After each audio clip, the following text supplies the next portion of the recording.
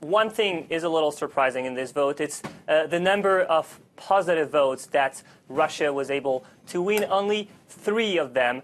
So with Russia, China, and Bolivia also voted in favor of this resolution. This is fewer than other resolutions put forward on Syria by Russia in the past, but 8 countries voted against the resolution, including 3 permanent members, France, the US, and the UK, and 4 other countries abstained. And in a way, in these 4 countries, we can also count, for example, Kazakhstan, which is a traditional ally of Moscow at the Security Council. So this shows really, in a way, the isolation of Russia on the Syrian issue, specifically on the chemical weapons attack question. And once again, this is not something that is new. We've seen this at work earlier this week on Tuesday when 2 Russian resolutions were rejected, one after the others, by a majority of member states. And over the course of the 7 years of the Syrian civil war, Russia has used its veto power as a permanent member already 12 times on Syria and 6 times only on the chemical weapons issue. So this is not something new, and this is a new setback, diplomatic setback for Russia on Syria. Yeah, and we just heard before we crossed to you the Russian ambassador to the UN speaking, and we've been quoting him as saying that, you know, these attacks, these airstrikes were hooliganism on the part of the US, the UK, and France. I'm just wondering, what sort of arguments was he putting forward in that discussion there at the UN Security Council?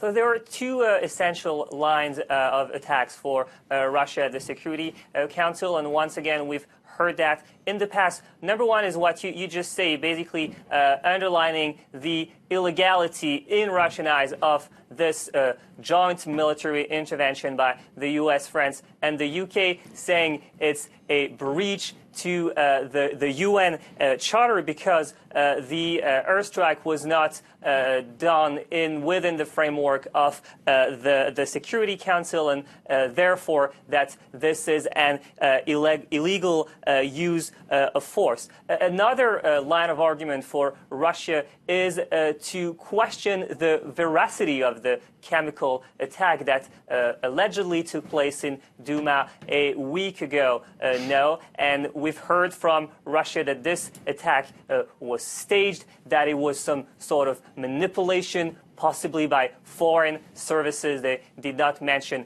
which that might be, but this is another argument to say that there is no strong body of evidence that a chemical attack was perpetrated. There was no chlorine or gas or sarin gas that was found on the site. And finally, there is another argument that has also been used today by Russia, which is to say that there is an investigation going on now as OPCW experts just arrived in Damascus yesterday and today, and they're going to investigate on this chemical attack, and that in a way the US, France, and the UK are finding the culprits before even this investigation takes place. What the Russian ambassador did not say, though, is that these experts cannot hold anyone accountable. What they can only do is to say whether or not an attack was perpetrated. They do not have the power to say who ordered the attack. If an attack happened, there was such a mechanism that existed before in the past. Russia decided not to renew this mechanism in November of last year, so it does not exist anymore.